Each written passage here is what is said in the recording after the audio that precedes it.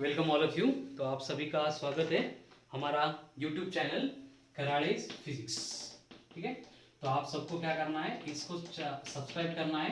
तो आपको क्या होगा, रेगुलर लेक्चर की अपडेट मिलेगी और उसके साथ में हमारा जो क्लास का व्हाट्सअप नंबर है 9518558037, इस पे व्हाट्सएप पे मैसेज भी करना है। तो आपको रेगुलर नोट्स एंड वर्कशीट जो है रिस्पेक्टिव टॉपिक की मिलती जाएगी। ठीक है, तो हमारा आज का जो डिस्कशन होगा वो हम करेंगे अबाउट हमारा basic topic that is measurement. And इस मेजरमेंट में हमें आज का डिस्कशन स्टार्ट करना है about system of units. About system of units. ठीक है, देखो प्रीवियस लेक्चर में हमने अब तक देखा है कि एक्चुअल में मेजरमेंट मतलब क्या होता है। तो मेजरमेंट यानी क्या होता है, मेजरमेंट यानी होता है कंपैरिजन। किसका कंपैरिजन?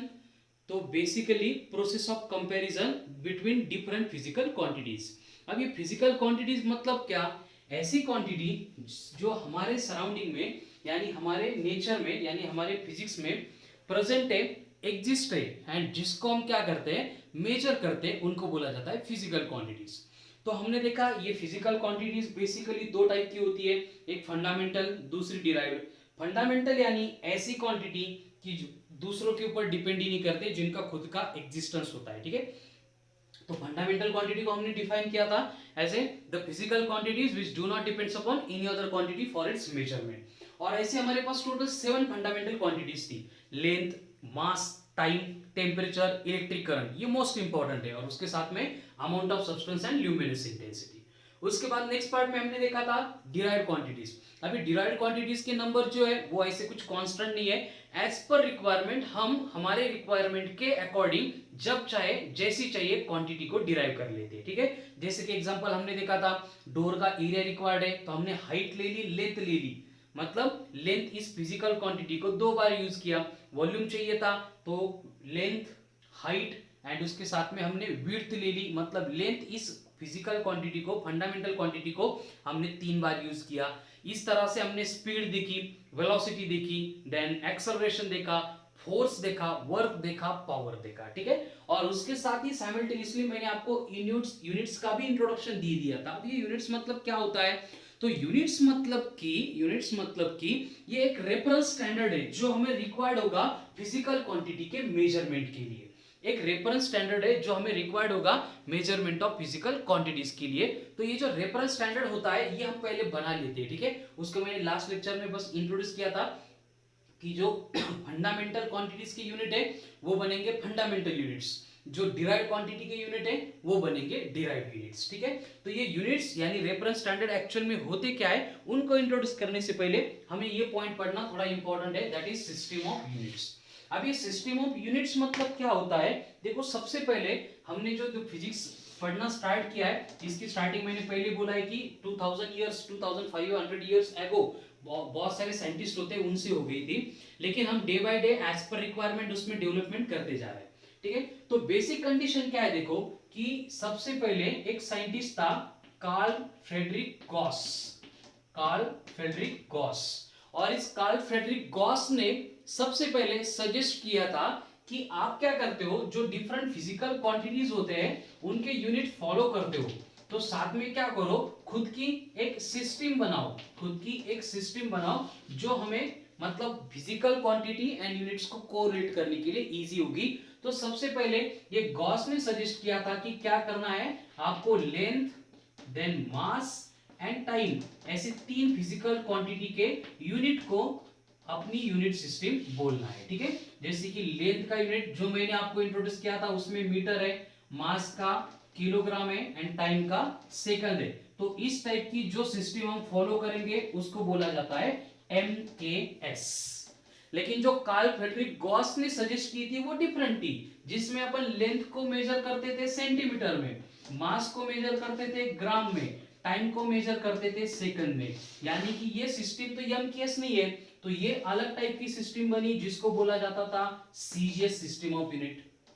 और एक सिस्टम थी जिसको ब्रिटेन एंड जो कॉमनवेल्थ कंट्रीज है वो फॉलो करते थे, जो लेंथ को मेजर करते थे फीट में या फिर फुट में। ठीक है, वेट को मेजर करते थे पाउंड में एंड टाइम को मेजर करते थे सेकंड में। यानी कि इनकी एक अलग ही सिस्टम ऑफ यूनिट थी जिसको बोला जाता है FPS, ऐसी और भी system of units all over the world में ये गॉस के सजेशन के बाद में एग्जिस्ट होने लगी थी। लेकिन जो 3 सिस्टम ऑफ यूनिट आपको बोर्ड पे दिख रही है ये मोस्ट फेमस थी, ठीक है।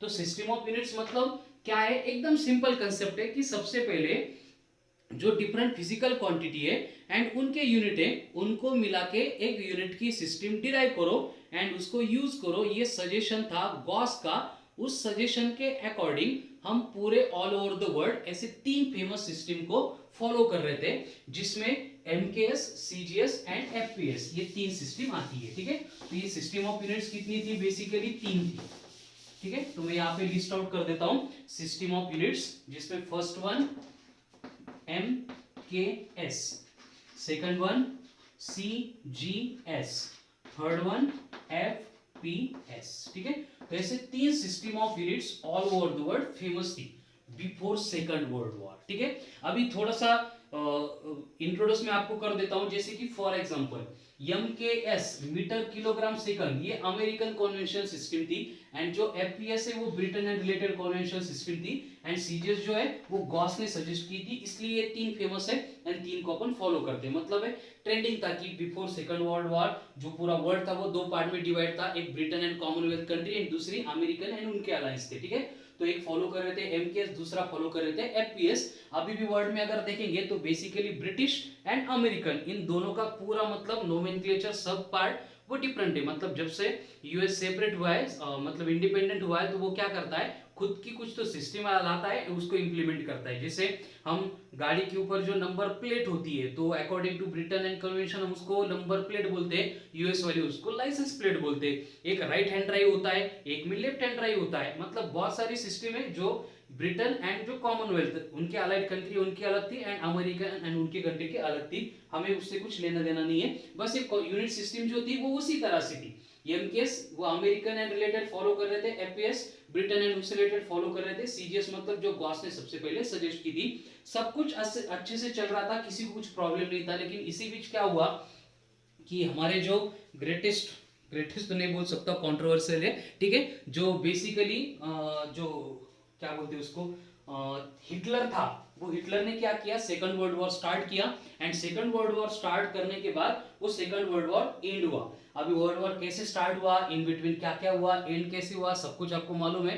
तो वो बेसिक उसके में डिटेल में हम जाएंगे नहीं, बस हमें कनेक्ट करना है हमारे टॉपिक से। क्यों ऐसे, मैंने पहले लेक्चर में एक क्लियर कर दिया था कि हमारा जो फोकस है एग्जाम पॉइंट ऑफ व्यू तो है ही, लेकिन साइमल्टेनियसली ये फिजिक्स कैसा है, हमारे सराउंडिंग में हमसे रिलेट कैसे करता है, उसके बारे में हमें ज्यादा फोकस करना है। तो हम चीजें कोरिलेट करते जाएंगे कि वर्ल्ड में इतनी अच्छी सिस्टम पहले से थी, MKS थी, CGS थी, FPS थी, लेकिन क्या प्रॉब्लम हुआ कि हमने इन सब को रिजेक्ट करके एक सिस्टम डिराइव कर दी जिसको हमने बोला SI। और ये जो SI है अभी all over the world follow करना कंपलसरी है, मैंडेटरी है, नेसेसरी है। तो उसका रीजन ये है देखो कि बिफोर सेकंड वर्ल्ड वॉर जो पूरे वर्ल्ड की कंट्रीज थी वो एक दूसरे के ऊपर ज्यादा डिपेंडेंट नहीं थी, हर एक का अपना अपना चलता था, दूसरे देशों के ऊपर ज्यादा उनकी डिपेंडेंसी थी नहीं। लेकिन जैसे सेकंड वर्ल्ड वॉर खत्म हुआ 1945 में, उसके बाद में आपको मालूम है यूनो की एस्टेब्लिशमेंट हो गई, यूनाइटेड नेशंस ऑर्गेनाइजेशन, ठीक है। तो ये यूनाइटेड नेशंस ऑर्गेनाइजेशन इस्टेब्लिश होने के बाद इनका जो बेसिक वर्क था वो ये था कि आगे की ईयर्स में पूरे वर्ल्ड में एक दूसरे मतलब कोई कंट्रोवर्शियल चीजें नहीं होनी चाहिए, मतलब फिर से वॉर होने की कंडीशन इंट्रोड्यूस पैदा नहीं होनी चाहिए। इसलिए इन्होंने क्या किया, पूरे वर्ल्ड को एक प्लेटफॉर्म पे लेके आने का ट्राई किया, जिसको अपन बोलते हैं एज ए ग्लोबलाइजेशन, ठीक है। तो इन्होंने क्या किया, बेसिकली ग्लोबलाइजेशन स्टार्ट कर दिया। और ये ग्लोबलाइजेशन में क्या हुआ कि हर एक कंट्री कंपलसरी दूसरे कंट्री के ऊपर डिपेंड रहने लगी। कोई भी कंट्री अपना इंडिपेंडेंट जो भी स्ट्रक्चर है उसको मेंटेन कर नहीं सकती। आज की डेट में पूरे एक कंट्री को दूसरी कंट्री के ऊपर डिपेंड रहना पड़ता है। जैसे हम कंट्रोवर्शियल अभी थ्योरीज देखते हैं इंटरनेशनली, कोरोना वायरस चल रहा है, सबको बहुत ज्यादा उसने रेस्ट दी है, सबको मालूम है कि ये वायरस प्रोड्यूस किया है, स्प्रेड हुआ है बाय चाइना, सब उनको बाइकआउट करना चाहते हैं। लेकिन बेसिक प्रॉब्लम ये है कि मोस्ट ऑफ दी जो फार्मा इंडस्ट्री है, उसके बाद इलेक्ट्रॉनिक इंडस्ट्री है, उनको जो रॉ मटेरियल एंड प्रोडक्शन का सप्लाई वो मोस्ट ऑफ दी चाइना से होता है। तो कोई भी एक्चुअल में एक उनको बाइकआउट करने का, स्टैंड लेने का कोई डेयर नहीं कर रहा है, ठीक है। हर एक कंट्री की यही कंडीशन है कि वो एक दूसरे के ऊपर डिपेंड है, एंड ये जो वर्क है वो यूनो ने बेसिक इसको स्टार्ट किया था पूरे वर्ल्ड में पीस मेंटेन रखने के लिए। लेकिन उससे प्रॉब्लम क्या हुआ, देखो जैसे कि मैं आपको एक एग्जांपल बोल देता हूँ। फॉर एग्जांपल मुझे एक मार्कर पेन चाहिए, ठीक है, इस तरह से मुझे एक मार्कर चाहिए, और ये जो मार्कर है, मैं इंडियन हूं, मैं ट्रेडर हूं, मैं ट्रेड कर रहा हूं, इसकी रिक्वायरमेंट यूएस वालों को है। अब यूएस वाले क्या कर रहे हैं, जैसे कि एमकेएस सिस्टम फॉलो कर रहे हैं, लेकिन इसके जो मैन्युफैक्चरर है वो ब्रिटेन में है, जो एफपीएस फॉलो कर रहे हैं, ठीक है। तो अगर एसआई, ये जो सिस्टम हम इंट्रोड्यूस करने जा रहे हैं, वो अगर सबको मालूम है ही नहीं, तो होगा क्या, यूएस वालों को लेंथ का एक ही यूनिट मालूम है, मीटर, एंड ब्रिटेन वालों को उनको एक ही मालूम है, फुट।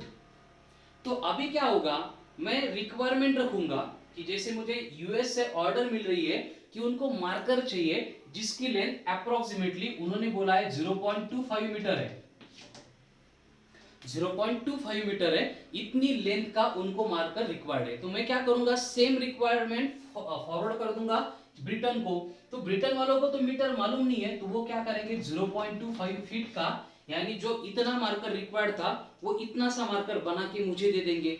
तो आगे होगा क्या, आपको मालूम है ना, ये मार्कर मैं लेके यूएस वालों को बेच सकता हूं, मतलब कि ग्लोबलाइजेशन का जो बेसिक पर्पस था, ट्रेड था इंटरनेशनली, वो पूरा स्टॉप हो जाएगा।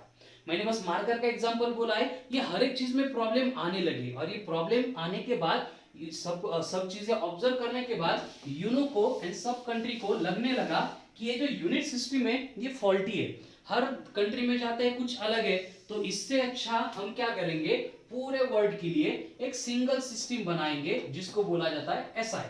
अभी एसआई मतलब एक्चुअल में होता है system D international of units, ये फ्रेंच लैंग्वेज में है, जिसका इंग्लिश में ट्रांसलेशन होता है इंटरनेशनल सिस्टम ऑफ यूनिट्स।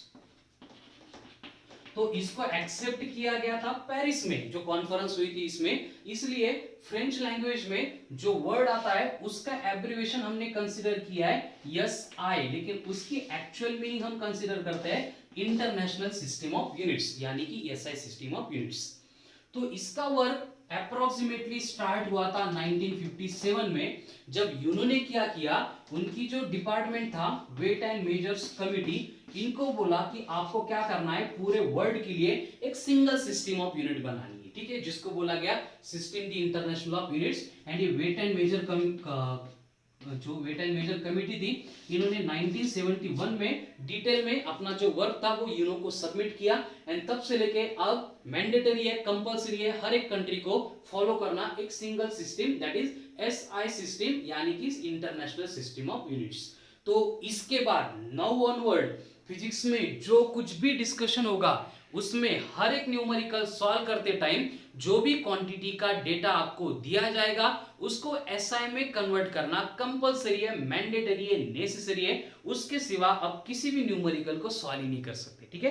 तो ये बनी सिस्टम ऑफ यूनिट्स, तीन थी, एमकेएस, एफपीएस, सीजीएस, फेमस, उनको रिजेक्ट करके हमने एक्सेप्ट किया था एसआई को। और ये एसआई के रूल बनाए गए कि फिजिक्स में जितनी भी क्वांटिटी आएगी उनको हम दो पार्ट में डिराइव करेंगे, एक होगी फंडामेंटल क्वांटिटीज, अभी आपको मालूम हो गया फंडामेंटल क्वांटिटीज कितनी होती है, फंडामेंटल क्वांटिटीज 7, उसमें फर्स्ट वन लेंथ, दूसरा मास, तीसरा time, then electric current, sorry temperature,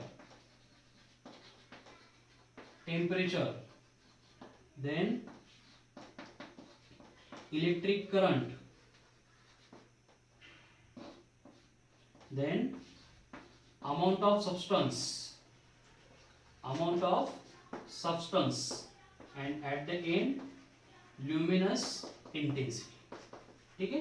ये फंडामेंटल क्वांटिटीज बनाई गई, ये फंडामेंटल क्वांटिटीज के यूनिट्स को फंडामेंटल यूनिट्स बोला गया, जैसे लेंथ का यूनिट आ गया मीटर, मास का यूनिट किलोग्राम, टाइम का यूनिट सेकंड, टेम्परेचर का केल्विन, इलेक्ट्रिक करंट का एम्पियर, अमाउंट ऑफ सब्सटेंस का मोल, ल्यूमिनस इंटेंसिटी का कैंडेला। तो ये जो यूनिट्स होते हैं फंडामेंटल यूनिट्स, मैंने पहले इनको बोला था, तो ये सब हम एसआई सिस्टम में भी फॉलो करते हैं। तो ये सिस्टम ऑफ यूनिट्स को हम एसआई ऐसे भी बोलेंगे, ठीक है।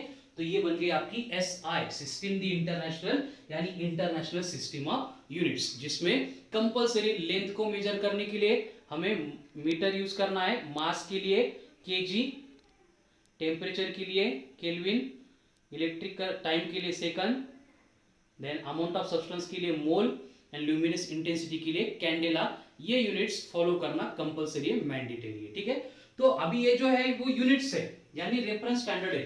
तो एक्चुअल में ये रेफरेंस स्टैंडर्ड बनाए कैसे गए, इन सब की एक अलग थ्योरीज है, जो भी मैं आपको डिटेल में बोलूंगा। हम इन दोनों के बारे में डिस्कस नहीं करेंगे, लेकिन ऊपर के 5 जो यूनिट्स है, हर एक यूनिट कैसे हमने डिसाइड किया, उन सब के बारे में हम डिटेल में डिस्कस करेंगे, ठीक है। बिफोर दैट और एक इंपॉर्टेंट कंडीशन टर्म आती है, जो मैंने अभी एक्सप्लेन की थी, कि न्यूमेरिकल सॉल्व करते टाइम आपको कंपलसरी हर एक यूनिट को एसआई सिस्टम में कन्वर्ट करना है, उसके बाद में ही प्रोसीड करना है, ठीक है। तो ये यूनिट सिस्टम के कन्वर्जन के लिए आपको कुछ चीजें मालूम होनी चाहिए। मैं बोर्ड पे लिख देता हूं, लिस्ट आउट कर देता हूं, ठीक है। सेंटीमीटर का मीटर में कन्वर्जन होता है 10 to the power -2। Then millimetre, इसका कन्वर्जन होता है -3 मीटर। माइक्रोमीटर, इसका कन्वर्जन होता है -6 मीटर। नैनोमीटर, इसका कन्वर्जन होता है -9 मीटर। इसका कन्वर्जन होता है -12 मीटर, ठीक है। आगे भी है, लेकिन हमें 10+2 में इससे ज्यादा की रिक्वायरमेंट नहीं है। मैंने जो व्हाट्सएप ग्रुप पे आपको नोट्स दिए उसमें पूरे लिस्ट आउट किए, लेकिन आपको सब रिमेंबर करने की जरूरत नहीं है। पीको तक सफिशिएंट है, मैक्स टू मैक्स हम पीको लेवल तक जाते हैं, ठीक है। उसके बाद में अगर के देंगे किलोमीटर, तो उसका मतलब होता है 10 to the power 3 मीटर। ये होता तो नहीं है, लेकिन अगर दे दिया मेगामीटर, तो इसका मतलब होता है 10 to the power 6 मीटर, ठीक है। और उसके बाद में आपको मालूम है गीगा मतलब 10 to the power 9, टेगा मतलब 10 to the power 12, उसकी भी रिक्वायरमेंट नहीं है। तो हमें कन्वर्जन जो होता है वो सेंटीमीटर से ये मेगामीटर तक, इतना ही रिक्वायरमेंट होता है, ठीक है। तो ये हो गया कन्वर्जन रिलेटेड टू लेंथ। अभी सेम कन्वर्जन मास में भी आता है, सेम कन्वर्जन इलेक्ट्रिक करंट में भी आता है, सेम कन्वर्जन जो भी डिफरेंट फिजिकल क्वांटिटी दी जाती है उसमें आता है, ठीक है। तो ये हो गया लेंथ के लिए। उसके बाद में अगर वेट के लिए, मास के लिए डिस्कस किया जाएगा, तो उसमें ग्राम अगर दिया है, तो ग्राम का केजी में कन्वर्ट करने के लिए आपको 10 to the power -3 से मल्टीप्लाई करना पड़ेगा, ठीक है। उसके बाद में ये सेंटीग्राम इतना छोटा होता नहीं, लेकिन अगर दिया तो सेंटीग्राम अगर आ गया तो ये -5 kg बनेगा, ठीक है। वहां पे अगर मिलीग्राम दिया तो इसका मतलब ये 10 to the power -6 बनेगा, ठीक है। अगर ये माइक्रोग्राम दिया तो ये 10 to the power -9 किलोग्राम बनेगा, ठीक है। अगर ये आपको नैनोग्राम दिया तो ये आपको 10 to the power -12 kg मिलेगा, ठीक है। या आपको पिकोग्राम दिया तो इसका मतलब 10 to the power -15 kg मिलेगा, ठीक है। अगर यहाँ पे उल्टा करना है, 1 kg करना है, तो इसका मतलब होता है 10 to the power 3 ग्राम। अगर 1 kg दिया है, अगर ग्राम की जगह पे सेंटीग्राम रिक्वायर्ड है, तो वो बनता है 10 to the power 4 gram. 1 kg दिया है, उसका अगर मिलीग्राम में करना है तो वो बनता है 10 to the power 5। 1 kg दिया है, उसका अगर आपको नैनो माइक्रोग्राम में करना है तो वो बनेगा +9 माइक्रोग्राम, ठीक है। ये मिलीग्राम, ये सेंटीग्राम। तो ये सब यूनिट के कन्वर्जन हो गए फॉर मास। लेंथ के लिए मैंने बोल दिए थे, करंट के लिए भी सेम आएंगे। यानी कि जो वर्ड्स हम प्रेफरेबली यहाँ पे यूज करेंगे, जैसे कि CRI, सी सेंटी, इसको रिप्लेस करने के लिए हमें इनटू 10 to the power -2 करना पड़ेगा। अगर वहां पे स्मॉल m दिया मिली, तो इसको रिप्लेस करने के लिए इनटू 10 to the power -3 लाने पड़ेंगे। माइक्रो दिया, इसको रिप्लेस करने के लिए 10 to the power -6 लाना पड़ेगा। नैनो दिया, 10 to the power -9 लेकर आना पड़ेगा। पिको दिया तो ये इनटू 10 to the power -12 लेके आना पड़ेगा। अगर किलो दिया तो आपको इनटू 10 to the power +3 लेना पड़ेगा, ठीक है।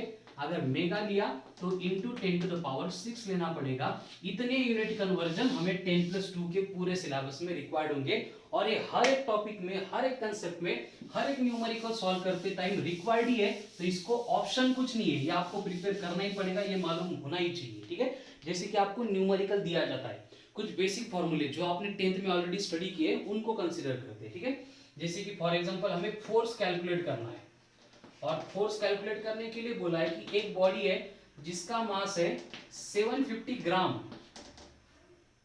एंड वो एक्सेलरेट हो रही है with an acceleration of 20 centimetre पर सेकंड स्क्वायर। तो अभी हमें जो फोर्स रिक्वायर्ड है, क्वेश्चन में बोला है कि फोर्स कैलकुलेट करो न्यूटन में। तो न्यूटन तो ऐसा यूनिट है, ये ग्राम तो चलेगा नहीं, सेंटीमीटर तो चलेगा नहीं। तो मुझे क्या करना है, ये 750 एज इट इज रखने हैं। बस ग्राम को निकाल के, रूल क्या है कि इससे पहले मैंने लिखा था ग्राम का केजी में लेके आना है तो 10 टू द पावर -3 से मल्टीप्लाई करना पड़ेगा, हो गया। सेंटी निकाल रहे हैं मतलब 10 टू द पावर -2 लेने पड़ते हैं, तो ये बनेगा 20 into 10 to the power -2 metre per second square. अभी हो गया सिंपल एकदम। अब आएगा force equals to mass into acceleration. Mass कितना है 750, 750 into 10 to the power -3 into ये 20 इंटू 10 टू द पावर -2।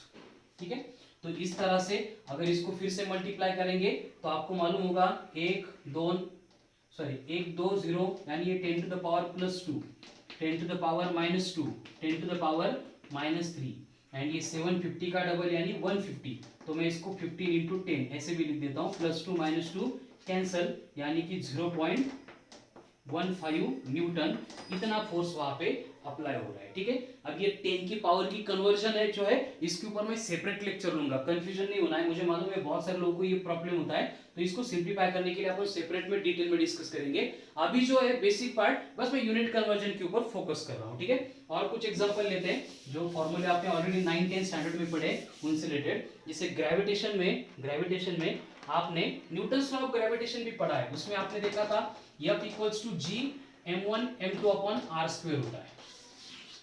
तो सपोज ये कंसेप्ट नहीं पढ़ा रहा हूं मैं, यूनिट कन्वर्जन क्यों इंपॉर्टेंट है, कैसे करते हैं, बस इसका डिस्कशन चल रहा है।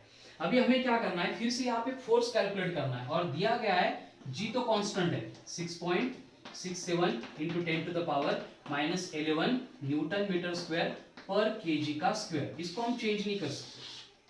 उसके बाद में आपको बोला है कि पहला जो मास है m1 वो है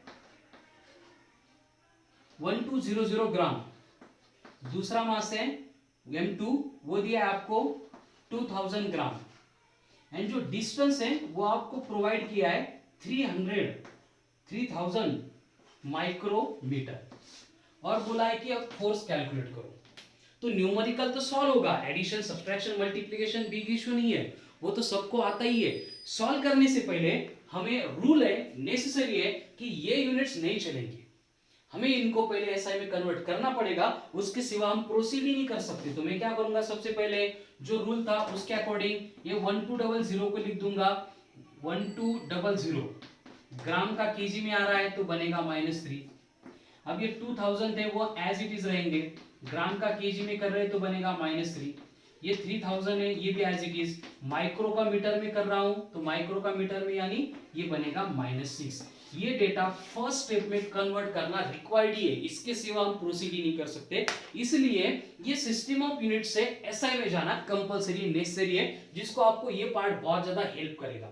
और आज के लेक्चर के बाद आप सबको क्या करना है, 9-10th में आपको बहुत सारे न्यूमेरिकल्स थे तो वो एक बार ऑब्जर्व करने, अगर पॉसिबल हुआ तो, नहीं पॉसिबल हुआ तो भी मन से कुछ 10-12 एग्जांपल आप लो या फिर 50 to 60 एग्जांपल मैं ग्रुप पे आपको शेयर कर दूंगा, वो सॉल्व करने का ट्राई करो। ठीक है, तो ये यूनिट कन्वर्जन का जो पार्ट है वो अभी खत्म हो जाना चाहिए। उसके साथ और एक इंपॉर्टेंट बात आती है ये 10 के पावर की सिंप्लीफिकेशन की।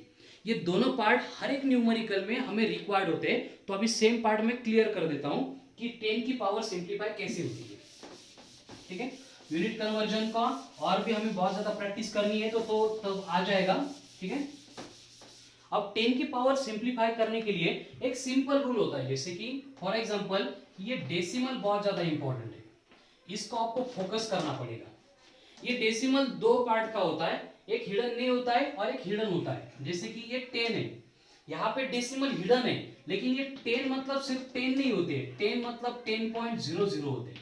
मतलब देखो डेसिमल का रूल क्या है कि अगर 7.52 ऐसे लिखा है, ऑलरेडी अगर डेसिमल है तो वो है वहीं पे है, लेकिन अगर डेसिमल है नहीं, इसका मतलब जहां पे ये डिजिट खत्म हो रहा है उसके एंड में हम डेसिमल देके कितने भी जीरो लगा सकते हैं, ये मैथमेटिक्स हमें अलाउ करता है। तो बेसिकली होता क्या है, देखो कोई भी एक टर्म है, जैसे कि मुझे एक सिंपल मल्टीप्लिकेशन करना है 2500000 इंटू 7000000।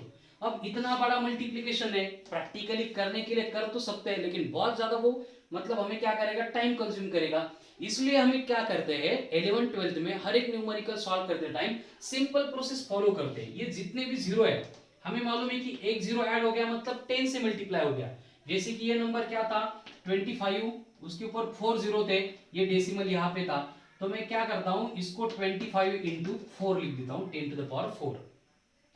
अब ये 25 के ऊपर 4 जीरो थे, मैंने इक्वल टू लिख दिया 25 इंटू 10 टू द पावर 4, दोनों वैल्यू एग्जैक्टली इक्वल है। लेकिन ये हुआ कैसे, इसकी बेसिक मैकेनिज्म प्रोसेस ये थी, मैंने बस इस डेसिमल को यहाँ पे शिफ्ट कर दिया। मैंने बस क्या किया, डेसिमल को शिफ्ट कर दिया। अब डेसिमल जितने डिजिट से शिफ्ट हुआ उतनी मैंने 10 की पावर बना दी। वैसे सेम अब ये 7 के बाद में कितनी जीरो है 5, तो मैं इसको भी लिख सकता हूँ 7 इंटू 10 टू द पावर 5। यानी कि जो डेसिमल यहाँ पे था मैंने उसको यहाँ पे शिफ्ट कर दिया। 5 डिजिट से शिफ्ट हो रहा है 1 2 3 4 5, इसलिए मैंने 10 की पावर 5 बना दी। अब मल्टीप्लाई करो 25 इंटू 7 यानी 175। अभी 10 to the power 5 10 to the power 4, ये तो मालूम है सबको, अगर बेस सेम है एंड उसमें मल्टीप्लिकेशन है तो पावर की हमें एडिशन करनी पड़ती है। तो 10 10 बेस सेम है, पावर की एडिशन होके ये बनेगा 10 टू द पावर 9। एकदम सिंपल बेसिक स्टेप में इसका आंसर आ जाता है। ठीक है, तो अभी इसके ऊपर थोड़ा सा हमें फोकस करना है। पहले मैं डेसिमल शिफ्टिंग का रूल बोल के उसके कुछ एग्जांपल्स बोल देता हूं। सिंपल रूल है, ये डेसिमल ऊपर या नीचे कभी शिफ्ट नहीं होता है, ये शिफ्ट होता है एक तो राइट में या फिर लेफ्ट में। डेसिमल शिफ्ट होता है ओनली एक तो राइट में या फिर लेफ्ट में। तो डेसिमल अगर राइट में शिफ्ट हुआ तो हमें 10 की पावर निगेटिव लेनी पड़ती है, डेसिमल अगर लेफ्ट में शिफ्ट हुआ तो 10 की पावर पॉजिटिव लेनी पड़ती है। ठीक है, कैसे वो समझ में आएगा, एकदम सिंपल है। फॉर एग्जांपल ये 100 है, अब 100 को मुझे लिखना है एज ए 10,000। अब ये ऐसे इक्वल तो हो नहीं सकते, क्योंकि जो यहाँ पे डेसिमल था यहाँ पे था, मैंने उसको यहाँ पे शिफ्ट किया, तो मुझे इसको मल्टीप्लाई करना पड़ेगा इनटू बेस 10। 10 की पावर जितने डिजिट से डेसिमल शिफ्ट हो रहा है, यहाँ पे 2 डिजिट से शिफ्ट हो रहा है तो ये बनेगा 2। अब रूल देखो, यहां से यहां पे गया मतलब राइट में शिफ्ट हुआ, राइट में शिफ्ट हुआ मतलब हमें निगेटिव लेना पड़ेगा, यानी कि अब ये दोनों क्वांटिटीज बराबर हो गई।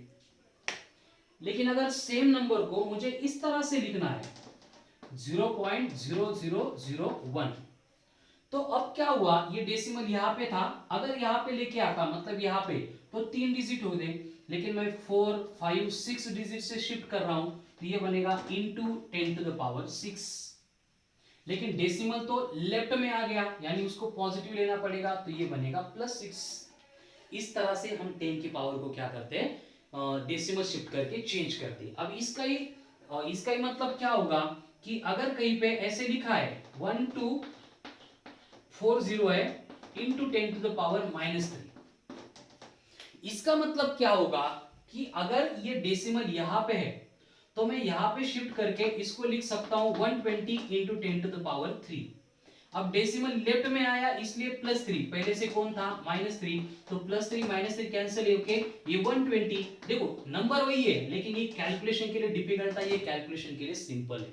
तो ये हमें हर एक न्यूमेरिकल में फॉलो करना पड़ता है। ठीक है, तो आपको बेसिकली ये दो चीजों के ऊपर आज के लेक्चर के बाद में बहुत ज्यादा फोकस करना है। ये पार्ट अगर क्लियर हुआ तो न्यूमेरिकल सॉल्व करने में आपको बहुत मतलब एकदम ईज होगा, डिफिकल्टी कोई होगी नहीं, प्रॉब्लम कोई होगी नहीं। ठीक है, जैसे कि 2500000 डिवाइडेड बाय 0.000040, ऐसा नंबर आपको दिया है। ठीक है 50। अब ये डिवीजन करना है, ऐसे लगता है बहुत डिफिकल्ट है ना, ओरली पॉसिबल होगा नहीं, 9th 10th में तो इतने बड़े बड़े कैलकुलेशन करते भी नहीं है, लेकिन अगर हम अभी जो रूल बोला उसको अगर देखेंगे कि यहाँ पे जो डेसिमल है मैं उसको यहाँ पे लेके आता हूं तो ये बन गया 25 खत्म। ये यहाँ पे जो डेसिमल था उसको यहाँ पे लेके जाता हूं तो ये बना 5 खत्म। इनटू कुछ तो आएगा उसको देखेंगे, लेकिन आंसर तो 5 आ गया, क्लियर हो गया यहाँ पे। और एमसीक्यू में क्या होता है, बहुत सारी बार चारों ऑप्शन में 10 की पावर सेम होती है, उसको अपन ज्यादा फोकस नहीं करते, पहला नंबर आ गया कि हमारा आंसर आ जाता है। इस तरह से अगर फॉलो करेंगे तो विदाउट डूइंग कैलकुलेशन ओनली भी आंसर आता है, लेकिन जब तक प्रैक्टिस नहीं होती तब तक अपन डिटेल में देखेंगे। अब देखो ऊपर मैंने क्या किया था, डेसिमल शिफ्ट किया था बाय हाउ मेनी डिजिट, 1 2 3 4 5 6, तो ये लिखना पड़ेगा 10 to the power 6। Decimal left में जा रहा है इसलिए ये प्लस लूंगा मैं। डिनोमिनेटर में देखो क्या है, डेसिमल शिफ्ट हो रहा है बाय 1 2 3 4 5 और एक डिजिट है 6, तो ये बनेगा 10 टू द पावर 6। लेकिन ये डेसिमल कहां पे जा रहा है, राइट में, तो ये बनेगा -6। तो आगे जाके ये -6 ऊपर होगा, तो आपको मालूम होगा a raised to m is nothing but a raised to minus of n, या फिर 1 upon a raised to n is equals to a raised to minus of n। ये सिंपल रूल है, आप 7th 8th स्टैंडर्ड से पढ़ रहे हैं। मतलब डिनोमिनेटर से अगर कोई क्वांटिटी न्यूमरेटर में जाते हैं तो उसकी पावर का साइन रिवर्स होता है, यानी कि ये बनेगा 5 इंटू ये 10 टू द पावर 6 पहले से था, -6 ऊपर जाके और एक 6 बनेगा, 10 10 बेस से में पावर की एडिशन होगी तो ये बनेगा 5 इंटू 10 टू द पावर 12, खत्म, फिनिश। ठीक है, और ऐसे हम क्या करते हैं, एकदम सिंपल फॉर्मेट में कन्वर्ट करके इनको सिंप्लीफाई करते हैं। ठीक है, तो ये आज के लेक्चर में मैंने मैथमेटिकल टर्म्स को सिंप्लीफाई करने के लिए जो बेसिक रूल्स होते हैं 10 की डेसिमल की शिफ्टिंग एंड 10 की पावर का कन्वर्जन, उसको इंट्रोड्यूस किया है। मैंने बोला वैसे हम नेक्स्ट लेक्चर जो होगा एक सेपरेट लेक्चर सिर्फ यूनिट कन्वर्जन एंड ये मैथमेटिकल कन्वर्जन इनके ऊपर कंडक्ट करने वाले। ठीक है, लेकिन आज का लेक्चर देखने के बाद आप सबको क्या करना है, ऐसे 50-50 क्वेश्चन की खुद से बना के प्रैक्टिस करनी है, या फिर रिक्वायरमेंट है तो पर्सनल मैसेज पे मुझे मैसेज करो, मैं आपको होमवर्क के लिए वर्क दूंगा और सॉल्व करके फिर आप मुझे वो शो करो। ठीक है, तो ये मैथमेटिकल कन्वर्जन अब के लिए इतना ही सफिशिएंट है, बाकी पार्ट हम नेक्स्ट लेक्चर में कंटिन्यू करेंगे। Thank you.